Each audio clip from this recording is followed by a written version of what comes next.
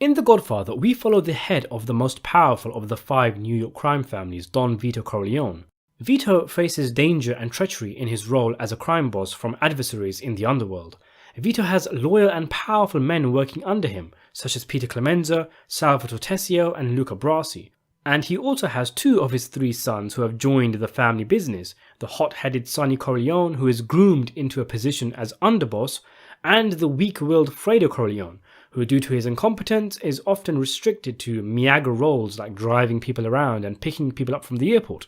Vito's 3rd and youngest son, Michael, is a college-educated World War II veteran who returns home for his sister's wedding and inadvertently gets tied up in his family's business affairs after his father is shot, and he feels compelled to defend him, even being the only person Corleone adversary Virgil Sollozzo is willing to meet with, and thus being the only person able to get close enough to kill him, something which Michael eventually does, leading him down a dark path where he comes out the other end as the successor to his father, an even more ruthless and powerful crime boss.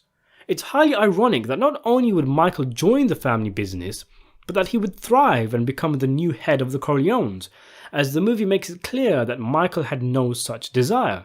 In fact, he actively sought life away from his father's wicked ways. Part of the reason why Michael enlists in the Marines in the first place was to be away from his father's influence and to do something for himself for once. But, as the book the film is based on tells us, even with Michael out fighting in World War II, Vito was still pulling strings to ensure his son was as safe as possible.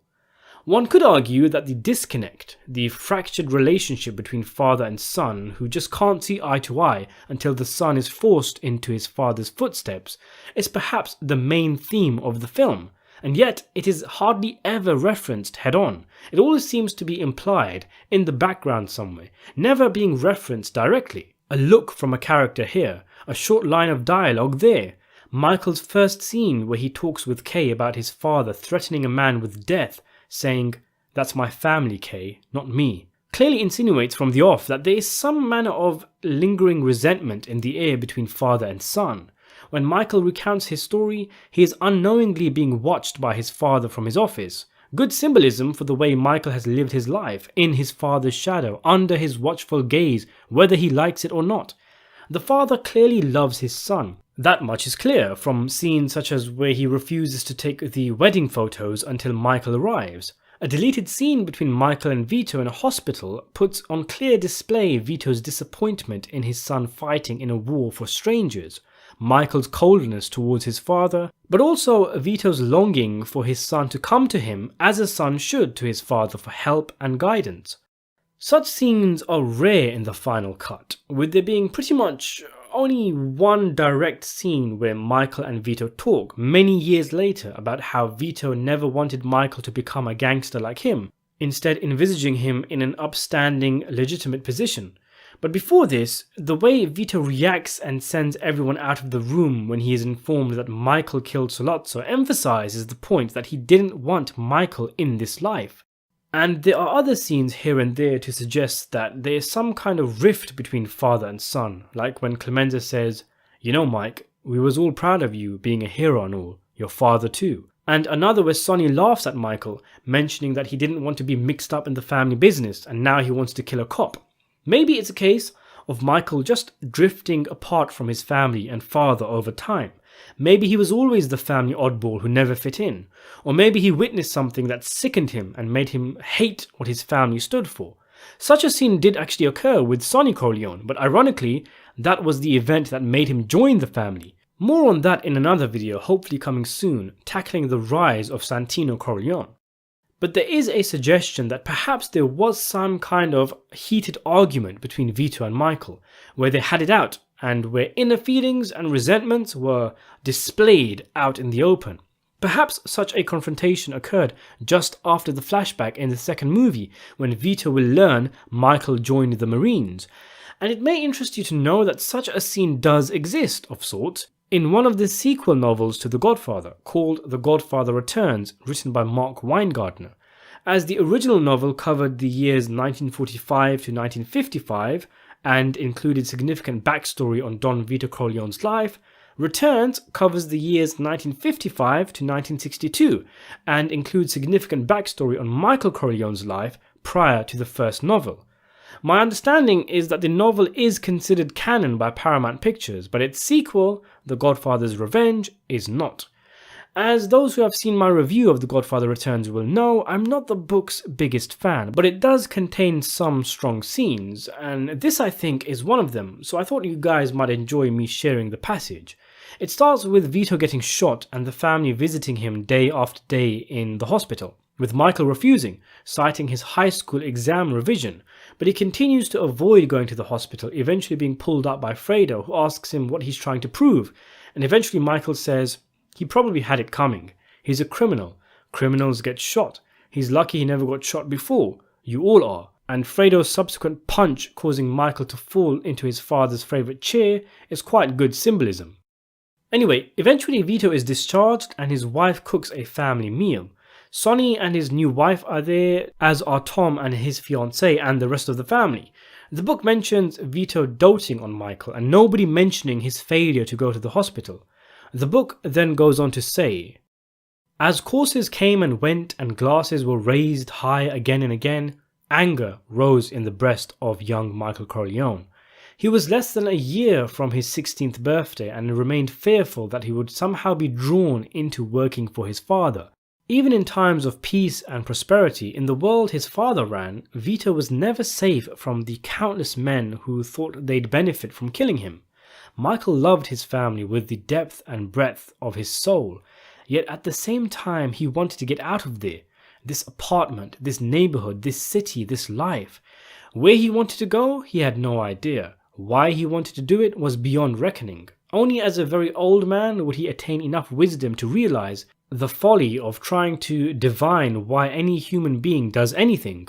As Carmela nodded to Connie to help her clear the table for dessert, Michael clanged his wineglass with a spoon. He stood.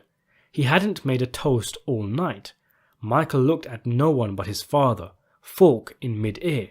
When their eyes met, his father gave a tiny smile. Seeing his father smile like that in the face of such trauma made Michael's anger boil over. I would rather die, Michael said, raising the glass, than grow up to be a man like you. A stunned silence fell over the table like a heavy wool shroud. From where Michael stood, they had all disappeared. There were only two people left in the world. Vito ate the last bite of his chicken scallopine and set his fork down. He reached for his napkin and wiped his face, almost daintily, then set the napkin down, and with a coldness in his eyes that had never been directed at anyone in his own family, he stared down his youngest son. Michael's throat tightened.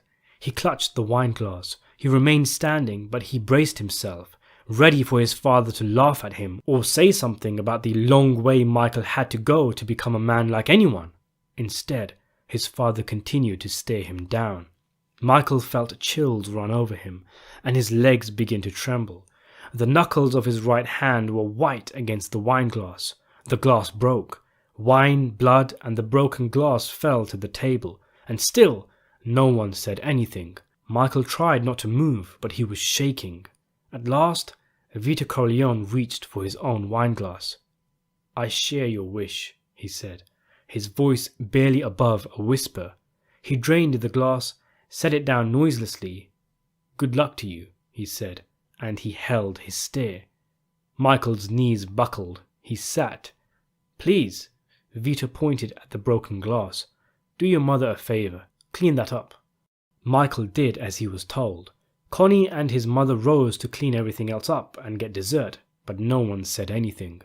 The sfogliatelle and the coffee hit the table, and the only sounds were clanking spoons and chewing. Michael wrapped his napkin around his bloodied hand and ate with his head down. Not even Fredo tried to make light of things and make peace. It's a pretty cool passage, I think. The whole family having a meal with no one knowing how much anger is boiling up inside Michael. Part of it disgust at his father's lifestyle, and part of it the genuine hurt of a son whose father has taken such a traumatic event so lightly.